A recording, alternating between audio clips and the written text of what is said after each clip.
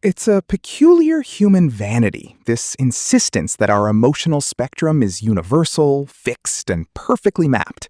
Yet, for all our self proclaimed sophistication, we routinely encounter languages that contain words for feelings we haven't just failed to name, but often entirely failed to recognize.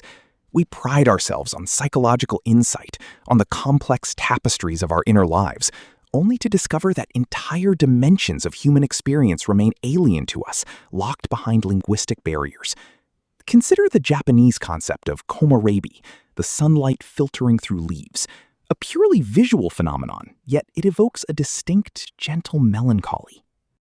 Or the German Sehnsucht, a profound, almost excruciating yearning for something distant, perhaps unobtainable, tinged with a nostalgic regret. These aren't just synonyms for sadness or longing.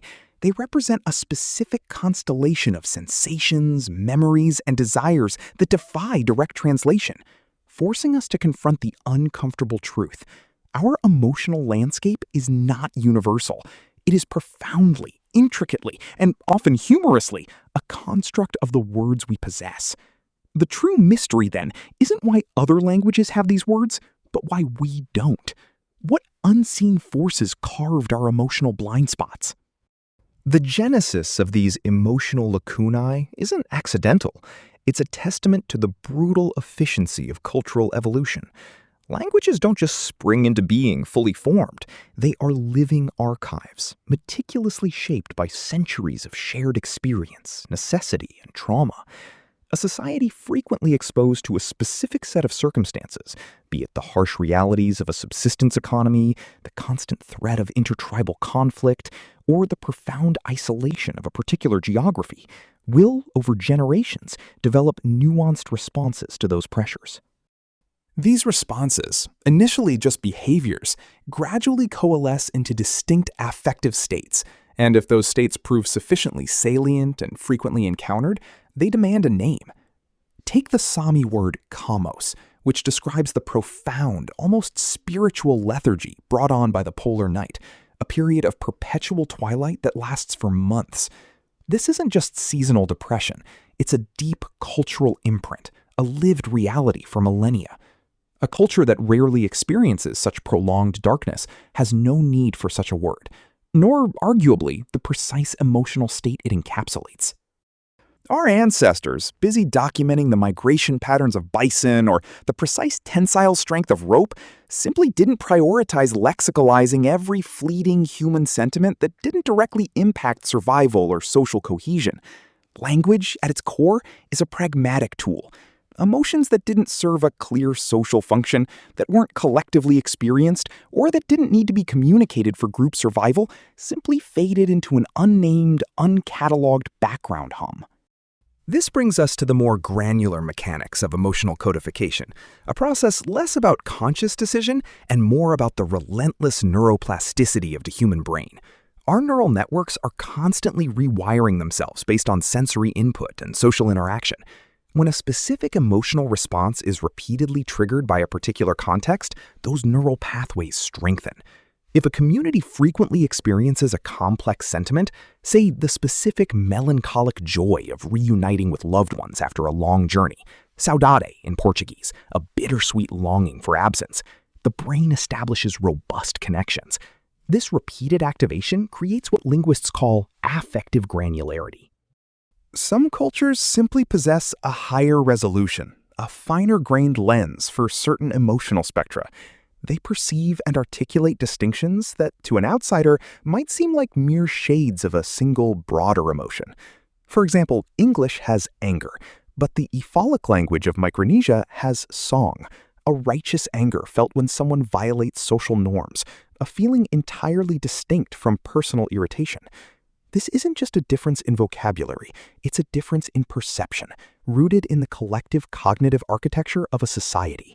The very act of naming an emotion, of giving it a distinct linguistic token, makes that emotion more salient, more accessible, and more definable within the individual's internal experience.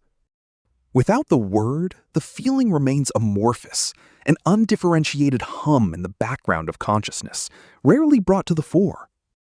The ripple effects of these linguistic emotional specificities are profound, extending far beyond mere semantics and into the very fabric of society. The presence or absence of a word for a particular emotion shapes not only individual internal experience, but also collective social norms, legal systems, artistic expressions, and even economic priorities. A society with a lexicalized concept for a specific brand of existential ennui, like the Danish hygge, a feeling of coziness and contentment with simple things, naturally prioritizes creating environments and social rituals that foster that feeling. It manifests in architecture, urban planning, and even workplace culture. Conversely, cultures lacking a specific term for chronic stress or burnout might be slower to recognize and address these issues, potentially leading to widespread societal health problems that go unacknowledged because the conceptual framework for them is underdeveloped. This isn't a passive linguistic quirk, it's an active determinant of cultural behavior. The collective understanding and labeling of emotions influences everything from how children are raised to how justice is administered. If a language provides no clear differentiation between shame and guilt, for instance, a legal system might struggle to distinguish between personal culpability and societal disgrace, leading to vastly different judicial outcomes. These untranslatable feelings are not just exotic curiosities, they are foundational pillars of distinct human realities. Ultimately, the revelation that certain languages capture emotions we don't recognize isn't merely an academic curiosity, it's a direct assault on our comfortable assumptions about shared human experience. It forces us to acknowledge that our internal world, which we so often assume to be universally structured, is in fact a product of the very words we speak. We are, to a greater extent than we care to admit, imprisoned by our vocabulary. The absence of a word for Iktuarpok, the Inuit word for the feeling of anticipation when waiting for someone to visit, leading to repeated trips outside to check, means we simply experience an undifferentiated restlessness rather than a specific, recognized emotion. This isn't to say we don't feel similar sensations, but without the label, without the social validation, they remain fragmented, unacknowledged, and thus less powerful in shaping our conscious lives.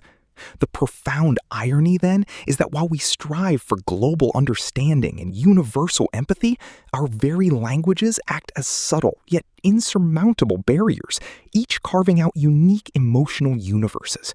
We are, each of us, walking around missing entire palettes of human feeling, unable to even mourn their absence, simply because our tongue never gave them a name. A rather bleak, yet perfectly logical consequence of linguistic evolution.